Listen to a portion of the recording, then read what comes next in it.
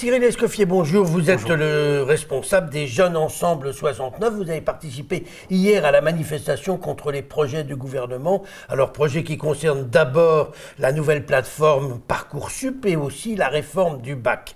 Alors, jusqu'à présent, vous étiez contre le tirage au sort à l'entrée de l'université. Le gouvernement vous a entendu, a décidé de revenir sur cette pratique, effectivement, pour le moins injuste, mais vous êtes à nouveau contre le projet du gouvernement. Vous n'êtes jamais content, finalement. Effectivement, avec la réforme nouvelle qui arrive, effectivement, on tire un trait sur APB et sur les potentialités d'avoir du tirage au sort. Pour autant, cette réforme, c'est mieux, mais ça ne nous satisfait pas entièrement, parce qu'effectivement, ce qu'on met en place, il y a des risques d'avoir des sélections sociales. Au vu du peu de moyens qui sont alloués aux professeurs qui suivent les dossiers sur tous ces aspects-là, effectivement, il y a des gros risques qu'effectivement on finisse par trier. Si vous venez du lycée Ampère ou du lycée du Parc, vous n'aurez effectivement pas les mêmes moyens et les mêmes chances qu'un lycée de la banlieue est de Lyon, quoi. Dites-moi, Cyril Escoffier, qu'est-ce qu'il faut faire? Des sous, en fait.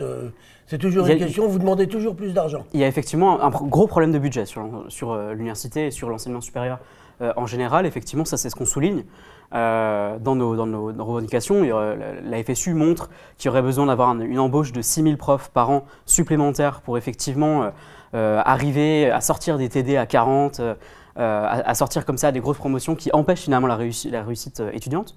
Et effectivement, ça c'est un gros point d'aspect sur lequel il faudrait travailler.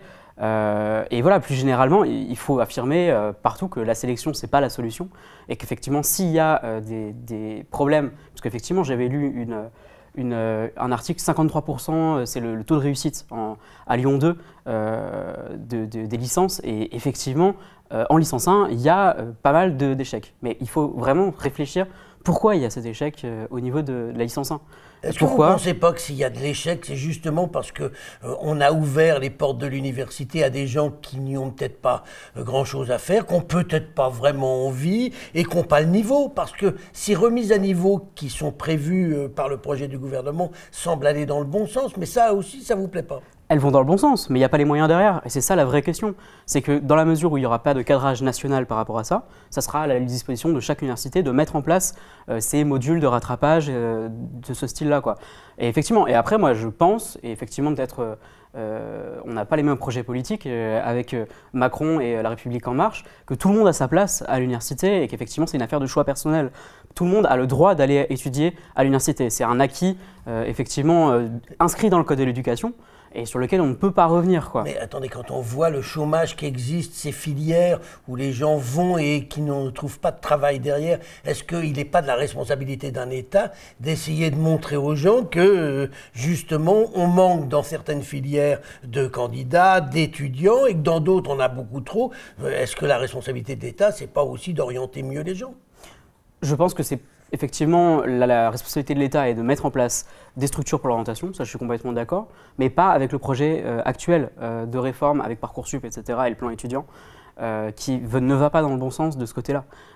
Et comment vous faites alors pour éviter qu'il y ait autant d'échecs en première année?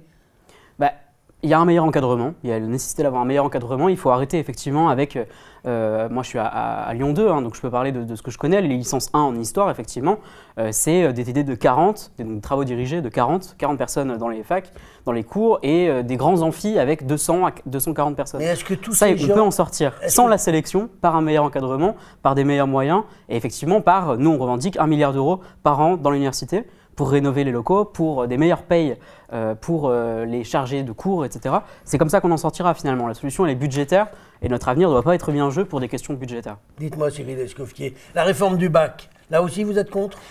On est contre effectivement parce que autant dans l'idée, c'est intéressant, travailler sur un lycée modulaire, les syndicats lycéens et les syndicats professionnels y réfléchissent et posent une contre-réforme possible.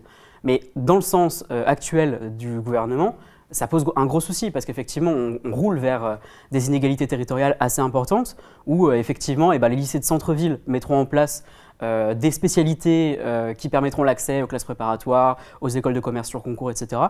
Où effectivement, les lycées de périphérie n'ont pas les mêmes moyens et se spécialiseront sur autre chose.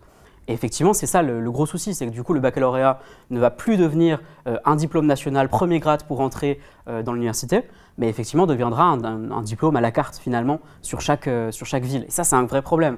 On aura des problèmes entre milieux ruraux et centres urbains, entre périphérie et centre-ville. Je pense qu'on aura tous compris que vous n'êtes pas tout à fait sur la même longueur d'onde que le gouvernement. À chacun son projet. On entendra le vôtre, Cyril Escoffier. Je vous remercie. Je vous en prie.